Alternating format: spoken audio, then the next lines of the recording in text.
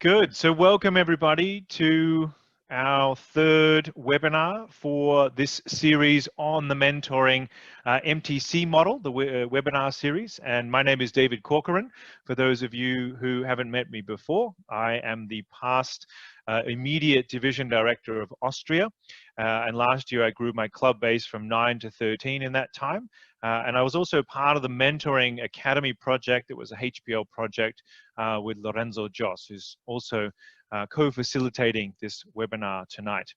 So if I go through the road so far, Lorenzo has had his high performance leadership project in 2019, where we really put together this model and we started to think about how and what could we do with this. And rather than just leaving it as a HPL, it was decided that maybe we could take this further. And I did my master's thesis years ago on mentoring, and so I've always been interested in this topic, and I wanted to help Lorenzo to spread the message. And that's really what we want to achieve now in District 109, that we're able to create something that let me firstly say it's not officially endorsed by Toastmasters International, but we feel that it's an important step that could potentially, rise higher in the future if it's a successful model across our district to encourage the mentoring environment. So this doesn't take away from what you might do in Pathways mentoring or from the legacy program in the mentoring sector there as well. And from there we presented we created the Mentoring Academy, we ran some pilots, and then at the Bulgarian District Conference, the GAO, we presented a workshop where again we presented the model. And I know Andreas Geiger has also been throughout the process involved with us, both in the workshops we did in the year before, just as the Mentoring Academy was established, which was in Genoa, for those who joined us in Genoa. So we're wanting to really see this roll out in a greater way to everybody across District 109. And we're now also having a chat with District 110, the Finland group, and that direction of Europe. Potentially for next week, we might be able to reveal a little bit more about that. So just what we've done so far, these are the dates. So we do have one remaining date on March 15. So if you are able to join us next Sunday night again, we'll be looking at how we implement the model in clubs and really coming up with this idea of a mentoring 2.0 and how to really take what we've given you, and we're going to provide further materials and things, and then really seeing it implemented in your club. So this is a webinar that's free to everybody, and as Andreas is doing, we have a YouTube link here in the chat. So jump on, share it, pass it around to your club members, and really help us to spread the message. We really want to make sure that this is something that all of us can benefit from, especially our clubs. So all webinars will take place, as you know, on Zoom, and we've got the links on all of our Facebook channels and district channels on the district website as well. All right, so Lorenzo and I are your webinar leaders, and again, these are our email addresses. So if you have any specific feedback, or if you have any further questions that haven't been answered across this, then we are willing to support you and see this, rolled out further. So let's just quickly review from the last sessions what we've discussed. So in the first session, we really talked about the mentor mindset, and it involves for us these essential skills, not just soft skills, but we see these as absolutely essential. And hopefully if you've joined us from the first session, you've been able to find places in your life, not just in your Toastmasters meetings, to go out and build trust, compassion, patience, and empathy. But at the same time, that you're really taking an active listening approach. And we're going to extend some of those skills tonight as we work through this enhancing your communication with the MTC model. And maybe you've been focused a little bit on the types of questions that people ask and that you ask of others. And this is a vital skill, we believe, as a mentor, and of course, if you're in a mentee relationship as well.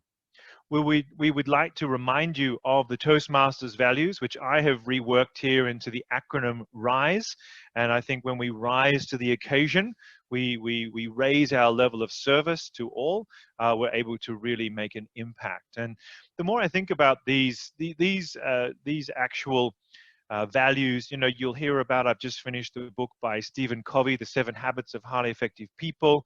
You hear it in all kinds of literature at the moment, you know, and these are areas that we can really take into our personal lives as well. We really want to emphasize that what we've done so far is that it's been about the mentor and about your development as a mentor. So this is crucial that you think about your own skills first, that you absolutely take the time to review the values, to review the essential skills, and to see how you operate. Get some feedback from others as well, and see where you have a deficit in your own skills. It's really a privilege to be a mentor, not a power play. And if you're in a relationship that's toxic, in any kind of relationship, then you need to get out of that. And we're certainly not encouraging any toxic mentoring relationships within Toastmasters. We don't want to protect our mentees at the same time. We want them to fall and have their own experiences, which is valuable. And as you go along in the relationship, it's also important that you adjust and that you don't really, you know, allow that person to play small. They may get to a point where you need to move them on to another mentor. And I read something the other day by a lady who has about 7 mentors. So this is the whole point of our model, is that it's not just one person and one relationship. It is a serving mentality, and you need to maintain that you are in a service place. We want to motivate by planting seeds. And what do I mean by that? We mean this is the model. So if you haven't reviewed the model, if this is your first webinar with us, then we have the motivator, the trainer, and the coach. So the motivator listens, plants seeds, encourages, and prepares the way, like here, the ground, and preparing that seed, planting that idea in the mind of somebody.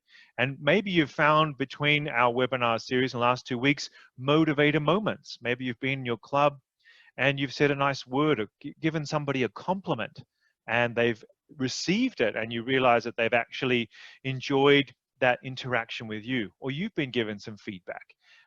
Maybe you did an icebreaker, or maybe you've done a speech, or you've done something nice in the club. Maybe it was publicly acknowledged, and that also planted a seed for you. We want you to think about, this is the Toastmasters environment. You know, the lady is the mentor, perhaps, of the fellow here planting that seed. It doesn't have to be an official relationship, but it may be something that you do quite naturally. And this is where, in our last webinar, we really spoke about what do you do naturally in your Toastmasters environment. And if you're in multiple clubs, perhaps there's different facets there as well that you take on. Likewise, the trainer uses emotional intelligence and cultural intelligence. Especially in Europe, we have possibly many multicultural clubs. And we want to see, as the trainer, that you use your skills to build the skills of others. So I'm an executive voice coach, a former opera singer, and I work with people in order to help them increase their vocal power, for instance. So it's not a motivator moment, it's a training, and I might mentor them and give them hard, concrete skills. I even had a session with a very senior Toastmaster member over the phone the other day, which for me felt like a trainer moment. They wanted some input, and I was able to give them that. And then they would go away, and that's what they've done. They'll go and practice the skills that I've given them, come back, and we can continue that relationship as well. So I'm very happy to guide and steer that person. And of course, that depends on your journey, who you are, and also what you bring outside. So perhaps you are somebody who can, if you're into finance, for instance, you might mentor the treasurers of your clubs in order to help them keep good finances and giving them hard, concrete skills that they can take into their lives and careers. The final part of the model, just to review, this is the analogy here, the picture. You'll see here the coach, the trainer, who's really pointing out where to go, what to do, how to direct, and is more affirmative in their action.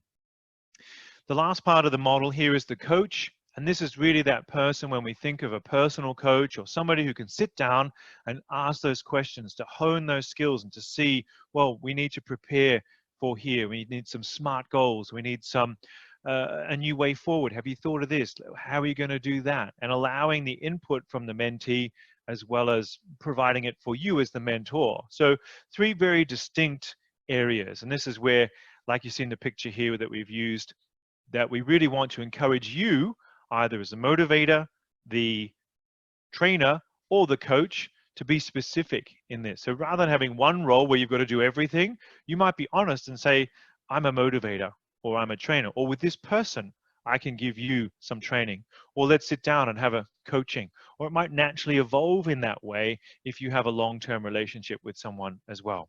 So these are all on the sides of our side as the mentor, as the person providing the input. But tonight, we want to really help you to understand your communication, to go one step further and think about your mentee. So what about your mentee?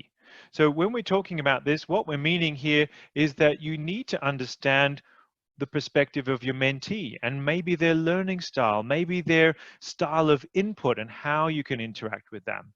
You may have found in your life there may be situations where you've said something to somebody with one intention and they've completely taken it the other way or the wrong way. Have you ever found that in your life?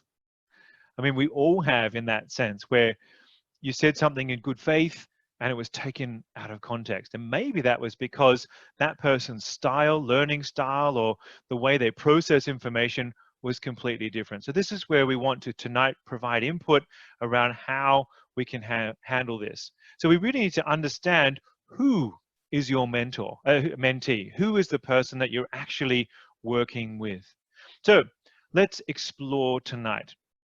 Firstly, information preferences. So the types of filters that people use. Lorenzo's going to present the format learning styles approach, and then we're going to talk briefly about maybe how we can enhance this in the future through the DISC assessment.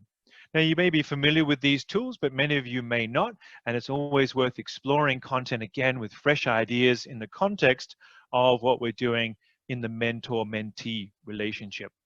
So I'd like you to think about, what is your mentee's preference?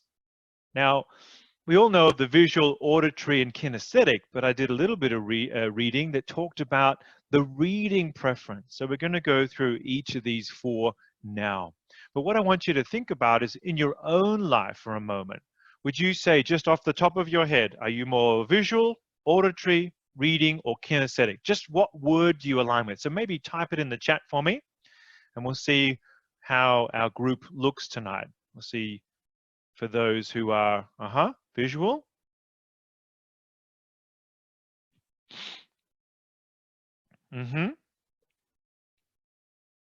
Two visual, one reading. That's good. Visual and auditory. Visual. Thanks, Lillian. I don't know if you meant the caps lock there, but that's nice. Nice and bright. Good. So certainly auditory. Okay. From what I've read and understood, most of us, around 60 to 70%, are visual learners. But I'm also pleased to tell you that we're also a combination of these. So there are tests you can do that will determine which is your strongest preference, but then which is your second preference. So for some of you, it may be difficult to decide. And maybe depending on the moment, the day, and who you're interacting with, it could be one or the other. So we're going to review these styles now. Kinesthetic, that's great. Certainly when I was an opera singer, I have to admit that my strongest preference was for the kinesthetic. So I can look at music, I can hear it, I can understand it, but once I've gone through those levels, it's not until I actually got onto the rehearsal space, then when I would put all things together, that suddenly for me it would make absolute sense. And it's like in our Toastmasters meetings when people actually get up and do the table topic. So it's one thing to read a book on public speaking. It's another to maybe listen to a YouTube clip on public speaking. It's another thing to go along and watch a Toastmasters meeting as a guest. And as we know, it's then the ultimate to get up and actually do it, where you're kinesthetically perhaps moving into that space and doing that. Good. So visual people, for those 60 to 70% of people, maybe 80% of people, when we're visually orientated, we need graphs, we need information. It's in a visual diagram. Maybe some of you use highlighters to go through text and really bring out that information for yourself. Story maps are important. So if you've heard of mind mapping, where we take words and we draw, maybe you're somebody who loves to draw and doodle and actually create a mental map for yourself, or a story map. These are important aspects. And we see it reflected in the language of people when they say things like, as we can see here, yes, I see that. I can see a way forward. That looks good to me. I want to draw a conclusion. I get the picture. And this last one, show me the money. So don't just tell me, but show me the money. I need to see it to believe it in that context. So you might hear from your mentee this kind of language, but that might not be your preference. And this is where active listening can help us to reflect on what it is we're actually hearing from others. And this is kind of crucial. And if we understand that most of us are visual, or most of us will incorporate visual preferences, then of course this could be useful. But what about those who are auditory driven? So for those who are auditory driven, auditorily orientated, we could say, they like to hear things and they talk to themselves. So maybe you've walked down the street. These days it's commonplace. You don't know if somebody has their earphones in. You don't know if they're Skyping their friend or if they're just talking to themselves. I like to mix it up with people on Viennese trams and just talk to myself a little bit to make it look very awkward. People keep their distance from me. So they talk to themselves, they verbalize their thoughts, they read out loud. They might record information and play it back later, and they really need to sit down and listen to you. And they might lend an ear. They might actually even show their preference, that mentee, by, sorry, I didn't understand. And then they turn their head a little bit. So people who are auditory driven. The language, that sounds okay to me. I hear what you're saying. I hear. So these verbs, these subtle verb changes are where we find the difference. That rings a bell. So anything to do with sound. That was a real clangor of a speech, we might say in Australia. They might even, I say here, they might even use certain words and vocal variety. Maybe no problem for them at all. So when you hear people that modulate and use their voices quite well, you know that they understand perhaps things from an auditory perspective there as well. Let's look at our reading people who have a preference for reading, and one or two people here said that was them. So in looking it up, you need to write things down.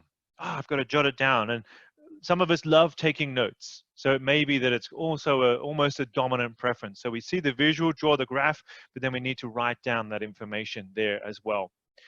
It says here in the definition that I found that they like to use dictionaries that go deeper into looking at the information, what words are coming up, really, digesting things, don't trusting what you see or what you hear. You need to read it on Google. Sorry, where is it on Toastmasters.org that I can find that rule book? I don't believe you. I need to see it. I need to see it written down. I want it here. And they say too that these people like to make lists. So maybe you are a to-do list person.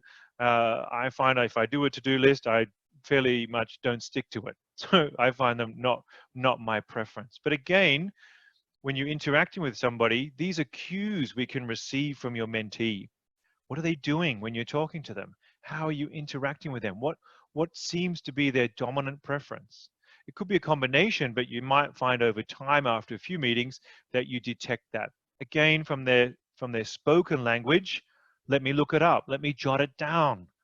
Where can I read about that? I want more of that. I'd like to see that somewhere. So these are more obvious ways that we can pick up on those cues. So if you're visual and your mentee is reading orientated, then maybe you can adjust your language as well. Our kinesthetic people, they need to do the activity. So it's one thing to say it, but jump up, do it, and they find an interactive way to feel the experience. And maybe they feel it. They say, oh, wow, this feels right. I trust my gut in this moment. Wow, this touches my heart. And the language that they use reflects that again in it being an internal, and they might also be people that just touch you. There are people in the world who prefer not to be touched, but others who don't mind being touched and do the touching. So when they're interacting with you, they touch you on the elbow or the arm. When they greet you, there's always a nice handshake. They want to get close to you as well. So there's a more visceral intent here behind that as well. So we might look at it in the sense of, let me try that. How does this grab you? This language around grabbing somebody could also be very interesting there. So here's a summary of the VARK idea rather than just the VAK. Now, there are also many multiple theories of intelligences as well, which we don't have time to go into. But, you may find that people are orientated around musical intelligence or a sporting intelligence or an artistic intelligence as well. So this is where we can go a little bit deeper. But as a summary, you'll see at the end, this is where it's important to understand what is the main preference of your person. And there are tests around that you can do for free on Facebook and things, and others that go a bit deeper. But even if you just get an idea, it might be something that you incorporate as a fun learning for your club. Why not? If you find a really interesting test, send it to all club members and say, hey, how many visual versus auditory versus kinesthetic? Do it as a mini research project and find out about your club, but certainly about your mentee. This is really important. And please understand, we are a mix. So we're a mix of all the types, but there is one that's more dominant. So just as a short idea here, I want you to think about, well, I've made a spelling mistake there, the read king rather than the reading there. But certainly in the order of preference, visual, auditory, reading, and kinesthetic, what do you think your preference might be? So maybe pop that in the chat as well. So some of you started with kinesthetic, visual, auditory, but maybe you think, well, yeah, but I'm also this, or I could be that. Do you think you might have a second preference, a second dominant area? So if you can, pop something in the chat. As I say, I'm probably myself visual, then kinesthetic, then auditory. My wife is more auditory for sure. She can learn, she can hear a song and she knows all the right words. I'm always getting words wrong when I'm learning a song. It takes me forever to get it into my head. So we see good reading and then visual, reading kinesthetic, great. Yes. Avka, good. Kuvra, yeah, nice. Margarita, lovely. Visual then reading, yeah. Yeah, and if you think about education, the way you learn something yourself, and the way you've succeeded in your life, whether at university or in certain types of formats, maybe you realize that, yeah, there's something there for you as well.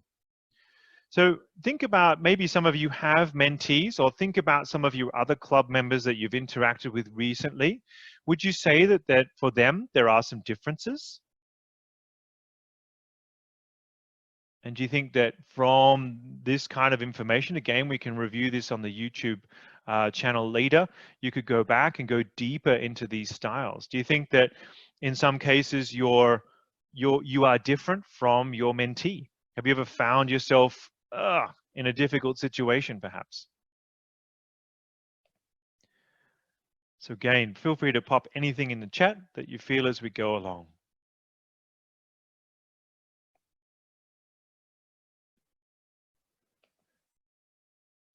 Good. And when you think about your Toastmasters meetings as well, maybe you find that within your club environment, there are certain speeches, types of speeches that resonate with people.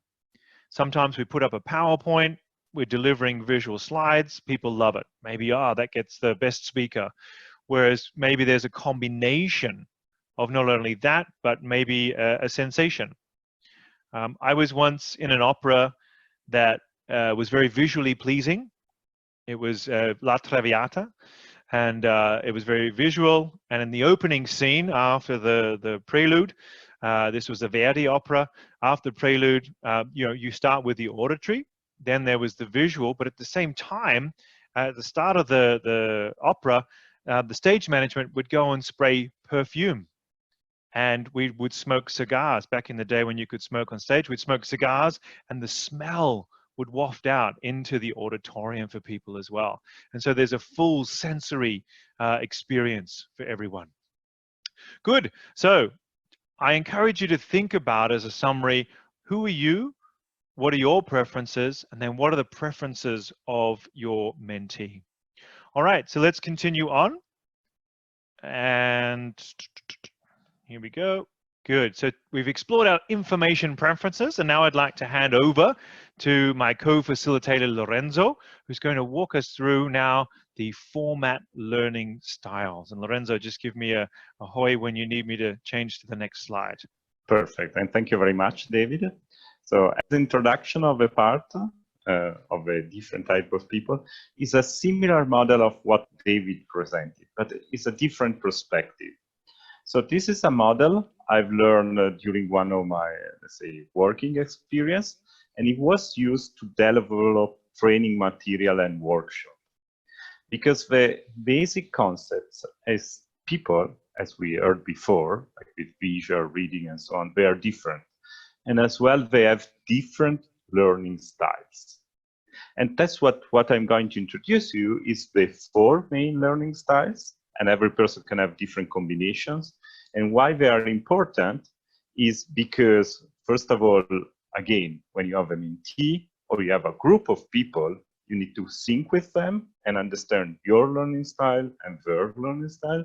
And second, because you can really use to produce speeches and as well workshops that really connect with the entire audience and the different types. So let's go a bit inside.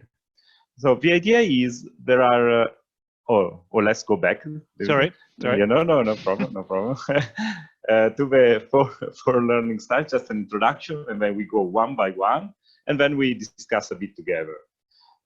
Some of you have already heard about it, but just repeat it and let's discuss together. The first one, the first type of people, they are called imaginative learners.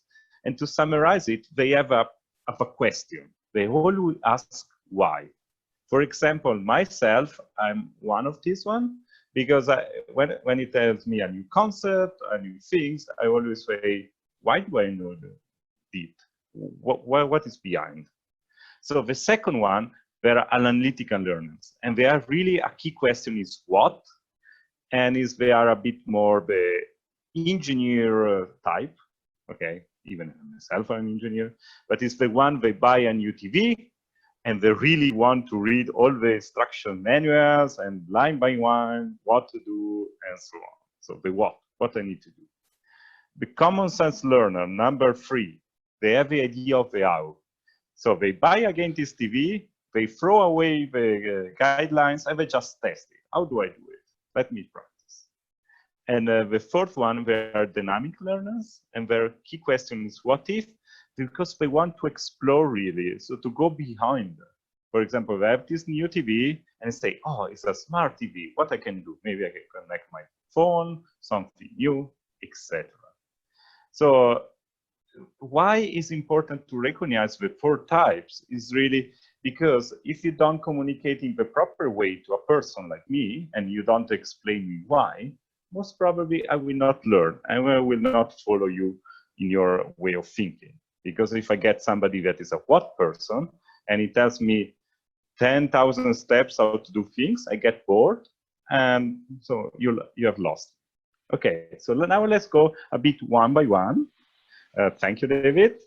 So number 1, as I said, imaginative learners. Is this why people, they seek sort of the meaning in the things. They are really personally involved.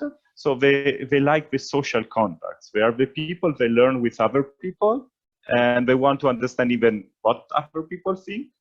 Their strength is they are innovating and imagination.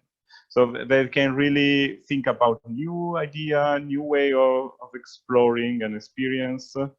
They really like to be involved. There is a problem, they go in, they try to help, and as well as, let's say, they try to bring unity to diversity. So it means they have different way of thinking, and they try to bring people together, and as well as say, as I said, this is the why person. Let's go to the next one. So analytical learners, as I said, is the manual people. They really want facts, they need numbers, they need instruction, they need processes, they really, they need something concrete, okay? They like at the same time idea and concepts, because I said it's instruction, it's conceptual. They can be really detailed, so they go in depth in the single topics, and they are the people that really enjoy the classrooms. So when you tell them, we have a training, it's 1 week long, they love it, okay? These are kind of people, okay? So, and going back, for example, to our MTC model, that's probably the type of people that really like the training part. So they want to receive instruction. Strength, again, they have concepts, they have models, they really enjoy this kind of intellectual recognition, just to understand our conceptual model. And the factory question has said, what? 1, 2, 3, 4, 5, and they are ready. Let's go on to the next one. Common sense learners. Here is all about trying and error and experiencing.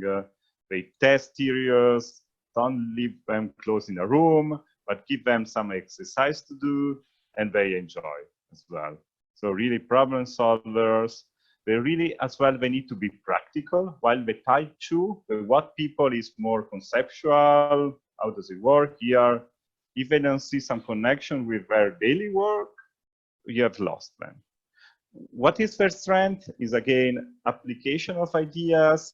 So, for example, if the number 2 you have explained for a table topics, you need, I don't know, a good introduction, a body, and a conclusion, and they enjoy the idea to have steps to follow. These kind of people, probably you need just to say, okay, try it, give it a try, and I give you feedback. So because if you let them try first, they are more engaged. Okay, while with number 2, probably they are a bit lost if you just tell them try from nothing. What are very good to do is to bring their view of present in line with the future. So because what does it mean in practice? It means that they are able to think about, let's say, how to build a house, really. And so they just envision, okay, I know that, let's say, let me go, give a try, tomorrow will be this house. I start with putting the first milestones block. Favorite question is how. Let's see the last ones. These are dynamic learner. They seek hidden possibilities. What does it mean? So in comparison with the others, as I said, like the TV. So number 2, I read the manual. Number 3, I try it. Number 4 is, okay, I have an new TV. Apart the manual, what I can do now next? Maybe I can build a cinema on theater or whatever, okay? They really like to know what they can do in addition with things like the TV. They are, again, a bit trial and error, self-discovery, but even outside the normal. So they really like to experiment, even to fail in some way. They enrich reality because they go beyond, they can adapt. They really enjoy variety here because, as I said, they're even looking for new possibilities, new things, and so on. What is their strength? Actions, carrying out plans, doing things, and really their goal is to make things happen. Not only to test it, but to obtain results. And again, the question is, what if I do this one? What if I do that one? Okay, so to give an example on this one, for example, myself, that I'm a very wide person in some way, I have a lot of difficulties to connect with this kind of people because they just jump from one idea to another. And for me, let's say, a bit logical, a bit wide is getting a bit confused once now. Okay. Let's go to the next slide. So here the slide is about, okay, what you can do to engage with the different type of people. First, yourself, but as well the person you have in front of you. Let's imagine mentoring. So for the type number 1, like me, you need to give the learners the opportunity to analyze the experience. And one question is that you can use, what do you feel really work well in your speech? Okay, so you are a mentor, the mentee gave a speech, and you need to think about, okay, retrospectively, how do you feel? Is even connected to something to feel, and people really work well in the speech, and they can learn it that way. Number 2, so there are the, let's say, what people, and again, create an opportunity for learners to analyze what was learned and where they might improve. For example, what would you do differently? And here, if you see, the attention is really on a bit a kind of process mindset. So in the speech, I did 1, 2, and 3, and now next time I do 1, 4, and 10. Okay, so they can reflect on a sequence of things. So share. Number 3, practice. Again, the number 3 are people that are how people, so really practical people. So you can offer ideas for improvement. I mean, really practical things they can implement. For example, to make this presentation even more powerful, you might try, so you see try, the verb trying, adding more visuals. So they will experiment, go and do it. Number 4, so it's about perform. So they really achieve there, they want to do what if I do. You need to create an opportunity to refine their work. Okay, so give you a possibility to achieve and to experiment something on site. In your next Pathways project, what are 2 ideas you will incorporate to improve your results? Okay, reflect, but really to explore a bit more. So it sounds like the coaching model, the coaching part of the model. That's true, David. Very good point. This is more the coaching part. So there are people that probably, they say they are self-driven, they don't like too many instructions, but they like to be a bit challenged. And this is the coaching part as well. Of the same. And in practice, we can see the training part, where maybe there's 3 concrete things you can do to make your, and let me show you how to do the visuals, or do the visuals and then come back and we can spend a bit of time on the visuals themselves. So it's really sitting down to make it a deeper experience for people. Exactly. And this is good. And especially, let's say, when you have one person in front of you with a prominent style, it's better if you adapt to the style. But when you have instead a lot of people in front of you with different styles, it's important that you use a bit of every style, like training, coaching, and so on. So in some way, you leave to everyone at least a bit of possibility for learning, and you don't concentrate only one particular type. Okay? And this is one question. Maybe again, we ask you maybe to share on the chat. So my question is probably, or sometimes, you have some mentees, or even if you don't have mentees, some other member of your club or one other person, just reflect, or even yourself. What do you think? What kind of style do you think they have? Okay. If you have one mentee, take your mentee and try to map on one of these 4 styles, even with the question, or as well with one of, let's say, these keywords like share, practice, perform. So just try to do, let's say, this small exercise. And if you don't have a mentee, think about yourself. What kind of style do you prefer? So for example, for me, I said I'm a engaged or a white person. I think this is my preferred style. Okay, so Gregor will be more practice, Alexander so the kind of out person, or Sarah is more share, why like me. Exactly. David as well. It's a bit about sharing. So yeah. And as said, it's just another model, like the one presented, but it helps you to reflect and to connect better with your mentees. And this is the most important part. Practice as well, Lilian. So, okay, so let's go to the next slide.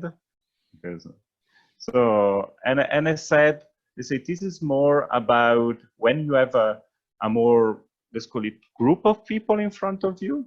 Okay, and so you need to have a blend of all learning style. It's important usually when you have like a workshop, for example, you start with the why. So try to engage people, try to have a small icebreaker. So this is the first step of the cycle. Then we have the what. So the second part, you have engaged, you explain why, you give instructions. So the what, 1, 2, 3, and 4. And then now you give possibility to practice the instruction. And at the end, they say is if, what if? So we even reflect on the experience and on the application, and we adapt.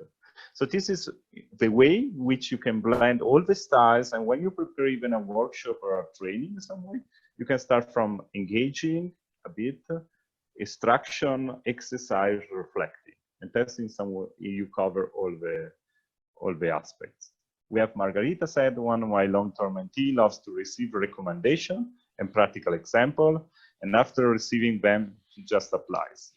I gave her excellent review. Okay, so this is really a bit about abstraction between what and how. Okay, dynamic. Okay, so let's go on. The next slide. So this is a bit the same as before, with more details. I leave you just on the screen for a while. What he's saying is about, especially the last column, where you say, where you have this learning cycle, so the why, and you try to involve people. And if you see, the mentor's role is the facilitator, because you try to facilitate the group. For the what is more, as we said, expert information or trainer. The practice is a bit the coaching, and because it's about coaching on application. And the perform, what if is a bit coaching and as well supporting the evaluator in terms of, okay, what we can do together to enhance this one or that one. So, and we can go to the next slide. We're a bit late. Good. And, so, and give back to David. Okay. After, let's say, the model. Very good. And so again, you know, you may want to go back and go deeper into that particular format learning styles as well. I know on one of Lorenzo's first slides, he put up a website reference. So check back in with the YouTube channel clip in a few weeks, and you'll be able to highlight in on that as well and explore those models. So besides some information preferences and filters, it's also about how we learn with that. But of course, sometimes we want to also think about our otherwise sort of more personality aspects as well, and of both you and your mentee. And what we're really trying to highlight to enhance your communication is to really understand who you're dealing with. And sometimes we can often feel like we are, in fact, surrounded by idiots. It's a great book. I've just finished reading it.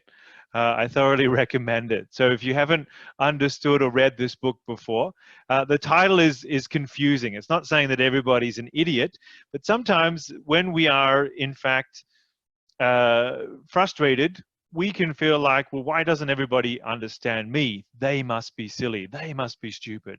When in fact, it comes down to some preferences in behavioral styles. And so this book is just one of many on the DISC method and DISC assessment. But what I liked about this book and going to present the information from is that it just talks about it in terms of colors and more general aspects. And we're not trying to say that, you know, you have to be one or the other. Certainly we are all ones, and there are plenty of assessments that you can do around there on that. So there are four main types when it comes to this area, and again taken from Thomas Erickson's book. And the differences lie, as you can see here in this chart, on these scales, whether you're more basically task orientated and analytical versus more relationship orientated, emotional with people, and then also sometimes how introverted and extroverted we are with people as well. So in terms of this framework, because Thomas Erickson doesn't talk about the DISC all the time, but the DISC part refers to dominant, which is red, it refers to indicative, which is yellow, supportive, which is green, and compliant, which is blue, and also known here as analytical. So here are some descriptions of each of the types. So again, we'll leave this up for a moment. Maybe of the four, you might feel of this group, maybe you're more one than the other. So taking a snapshot, maybe pop in the chat again. Which style appeals to you the most? Maybe you look at those and you say, ooh, maybe I'm this one, or maybe I'm that one. Dynamic, good. Oh, that was from before. That was the Lorenzo's dynamic style there. Analytical, great. Stable, inspiring, yep.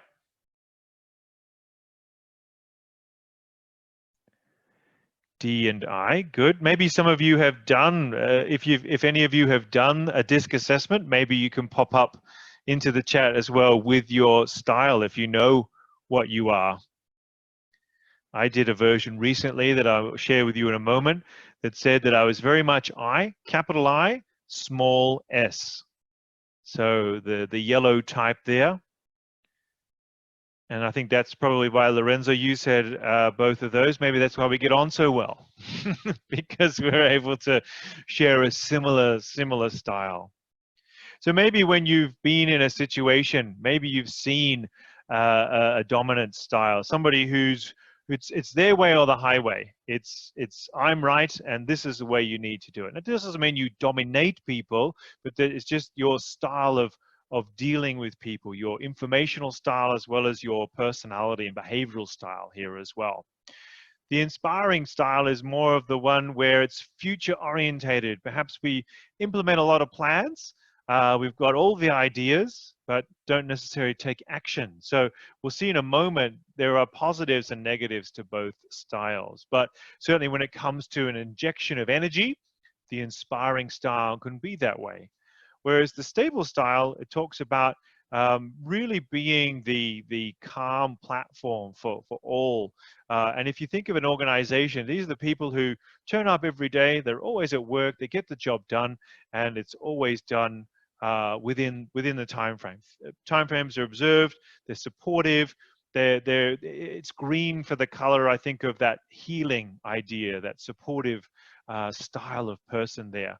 It does talk about that there's not the interest from that style to be the dominant one. They don't need to be showy with their personality. They prefer to be there and to be participants, but they don't necessarily have to be leading the charge there either. The final style here is analytical, which they talk about. We saw that before, the style, the analytical learner, the one, maybe it's the combination of the reading and the writing and really absorbing the information. In the book, he talks about the analytical style being the person who always wants more. They're never satisfied with the amount of information. There's never too much information that you could give to that person. Whereas the I style will take the information very quickly, go, yep, fine, let's just go with it. The dominant style may not even take on the information so much. They may be more interested in, give me the top line facts. And so when you think of your organizations or even your Toastmasters clubs, maybe there are people who just top of line, that's all I need. Others, they want to go right into the detail. So this compares the analytical style to the dominant style. Whereas maybe there's the stable style, the person who's always there, they set the room up, they're always participating, you can always rely on them to take on a role at the last minute, and they're strong and stable in their connection with the club as well.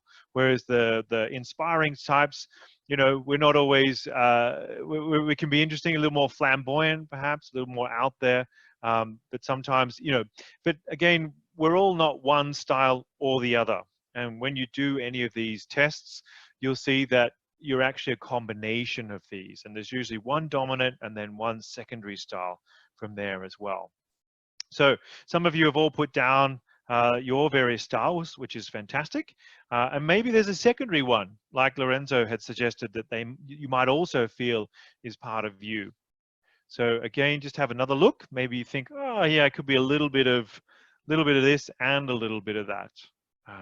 For me, I know that I get bored, you know, these days with limited attention spans. If an article's too long, I tune out. And I used to think, oh, why can't I get more into it? But now that I understand myself to be a little more on this inspiring, stable side, then I realize that huge amounts of analysis just not in my behavior. So again, when I'm looking at my speeches, or if I'm looking at my mentee as well, I also need to think about what do they need.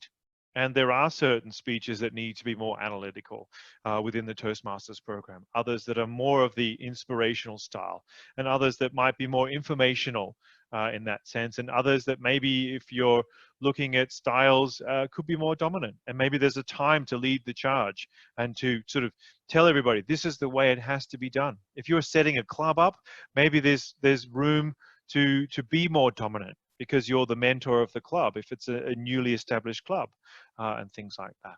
So there's lots of, I think what excites me as a communications trainer is that there's lots of suitable applicability of this DISC assessment. And I know many of our Toastmasters are DISC assessors and really utilize this tool to its full advantage. So if you have somebody like that in your club, maybe again, see if there's something that everybody can do so that when you're matching your mentees and mentors in the future, you can think about which styles work well together. And it's not always the same style that we need, but we do need to think about it in terms of, you know, these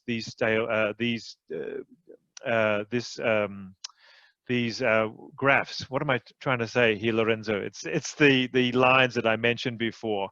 The task-orientated versus the relationship-oriented. The axes is what I'm looking for. The axes versus more active introverted versus more passive introverted. And all styles are relevant. He says that in the book.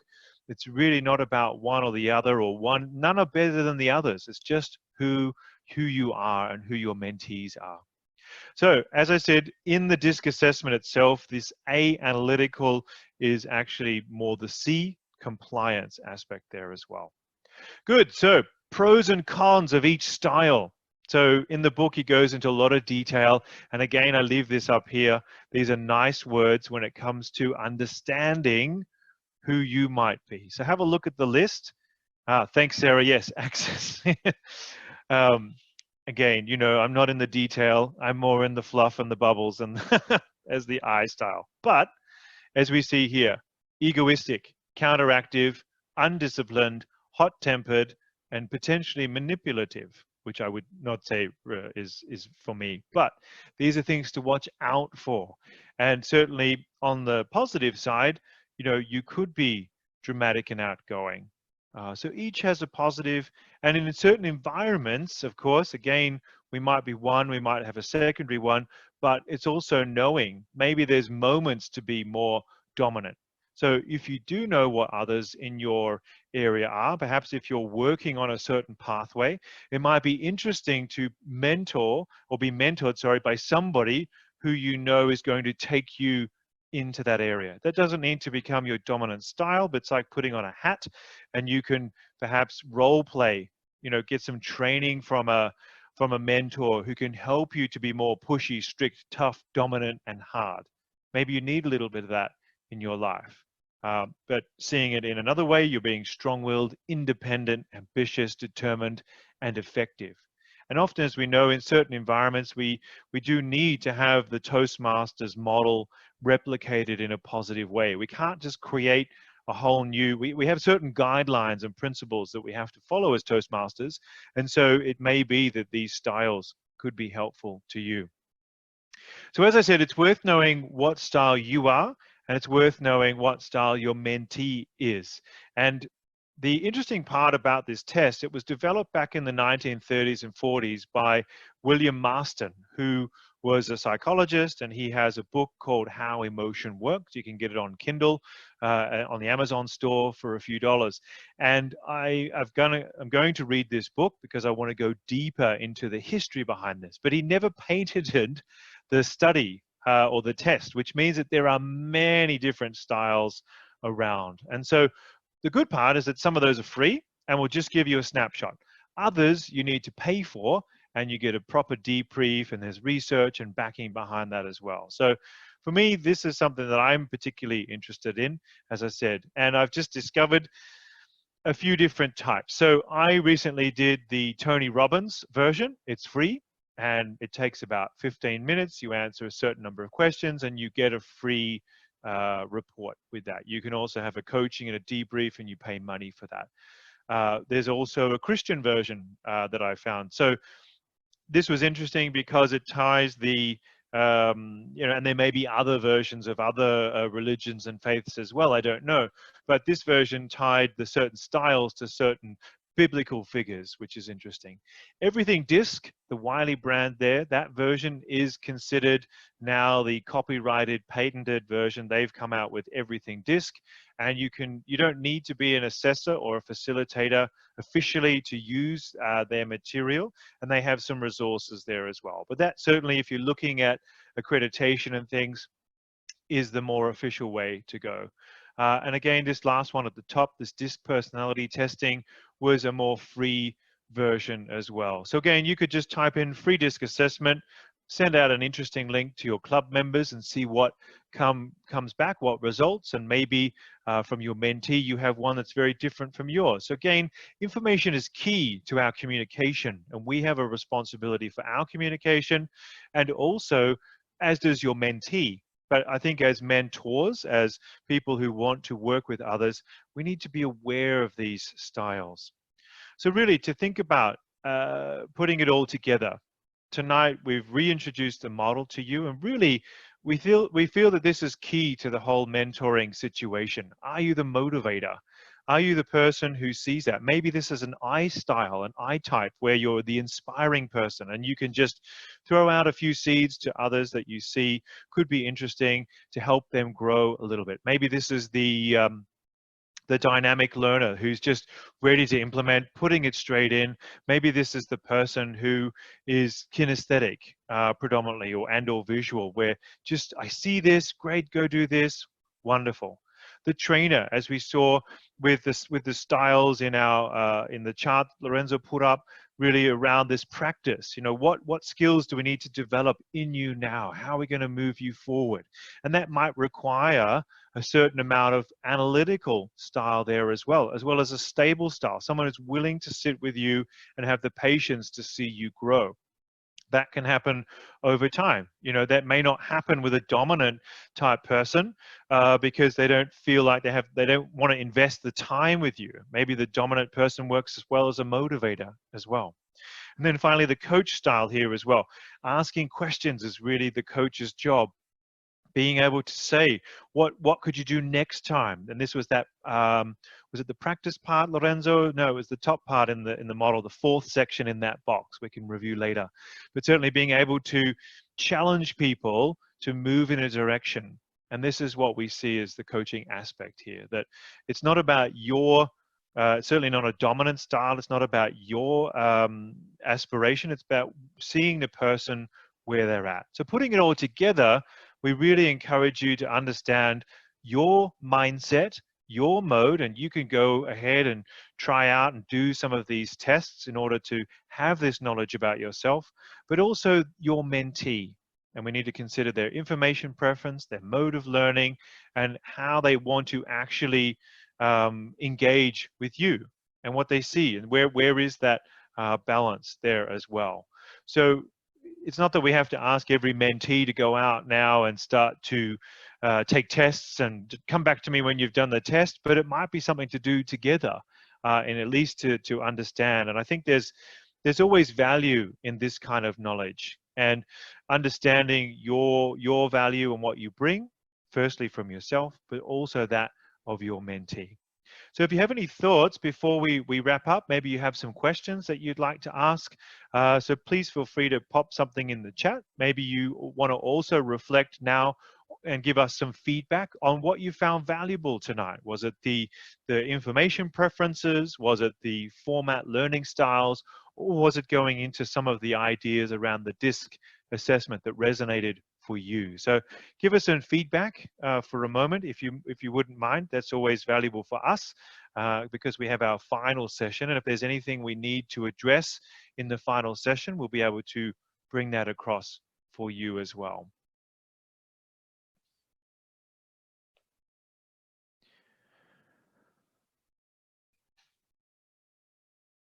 And Lorenzo, likewise, if you have any further comments, anything you'd like to add to anything that we've discussed to summarize. So maybe, okay, we have one question. Good. So does red and green work well together in mentor and the mentee relationship?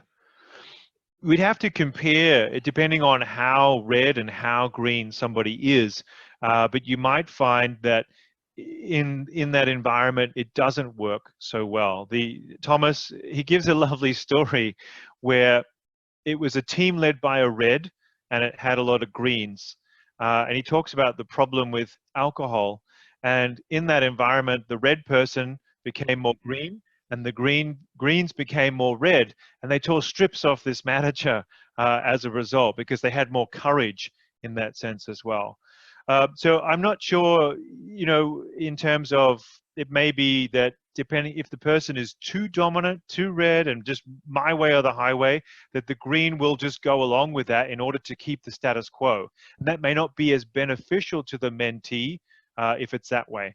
Likewise, if it's the mentor is the green, maybe the mentee, you know, will not be patient enough in order to work with what the mentor is providing. So again, it would depend on, you know, where they see themselves in that context as well. Certainly I can have a bit more of a read back into the content and see where it talks about which styles do or don't mix well together. So I'd be happy to come back to you on that as well. Good, thanks for joining us, Gennaro. You've got to leave, that's wonderful. We will hopefully see you again. Great, yes, it is about adapting our styles, Nikos, yes. And approaching, yeah, your mentee's style. Good. Good, I'm glad you found it valuable, Horatio.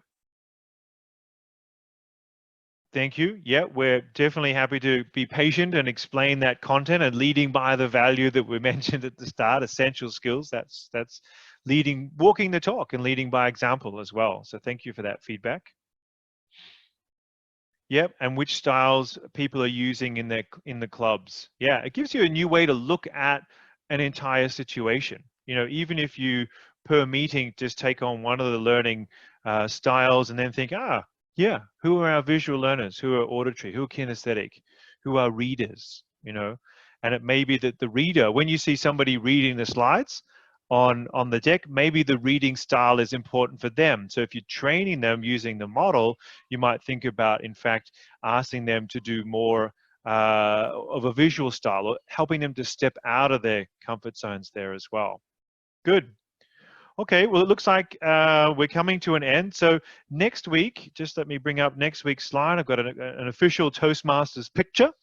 So we're going to look at really how to install these ideas into your club. So we'll think more about club meetings. Lorenzo and I will sit together and think about what it is that we do in different ways, and the way in which this can be incorporated. So I think it's important to think about having perhaps a mentor leader within your club. So maybe you are that person, or maybe there's somebody else in your club. Rather than lumping it in with the membership or the vice president of education, it might be worth thinking about creating a mentor leader role within your club. And then that way, also somebody thinks about who gets assigned to who, or helping that out as well. And there may be an exciting experience coming from our other district, a neighboring district, that we can talk about next week. I need to talk with Lorenzo first about it, because I'm going to be interacting this week with some of the people in that program as well. So there may be a link that we can bring, but we want to bring it to you. We want to bring it to an end in the sense of this will be our final webinar next week, because really we want you to make more of mentoring. So thank you very much for your attention, and I wish you a pleasant evening.